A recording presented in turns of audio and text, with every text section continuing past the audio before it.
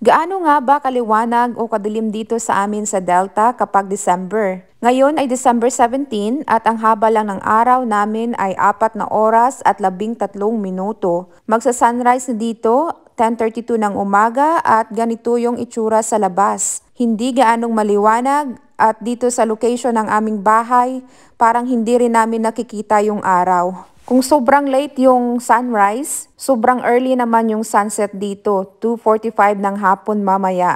Ang pinakasimpleng explanation kung bakit maiksi ang araw dito pag December ay dahil kapag winter months, nagtitilt or tumatagilid yung mundo natin palayo ng palayo sa araw. At kapag December, yan yung time na pinakamalayo sa araw yung mundo. At kumuha ako ng illustration sa internet para makita nyo or ma-visualize nyo kung ano yung itsura ng mundo natin pag winter months dito. Iba-iba din po pala ang haba ng araw sa mga lugar dito sa Alaska. Halimbawa na lang sa Barrow, Alaska ngayon ay wala silang araw. Hindi ko lang alam kung gaano ba talaga kadilim doon kasi hindi pa naman ako nakapunta sa Barrow. Sobrang laki kasi ng Alaska. Ito ang pinakamalaking state by land area. Twice bigger ito compared sa Texas at 1/5 the size ito compared sa 48 contiguous states. So hindi lang Alaska ang nakaka-experience ng ganitong pangyayari. Mayroon ding lugar sa Norway na hindi nakakatanggap ng sunlight for 6 months of the year. Can you imagine kung ganyan katagal hindi mo makita yung araw? Sa Faroe Islands, nakaka-experience ng ganito din. I don't know kung yan yung tamang pronunciation, pero yung lugar na ito nasa kalagitnaan ng North Atlantic, sa kalagitnaan ng Scottish Coast at Iceland. So doon sa kanila, 37 days of sunshine per year lang yung nare-receive nila. Grabe!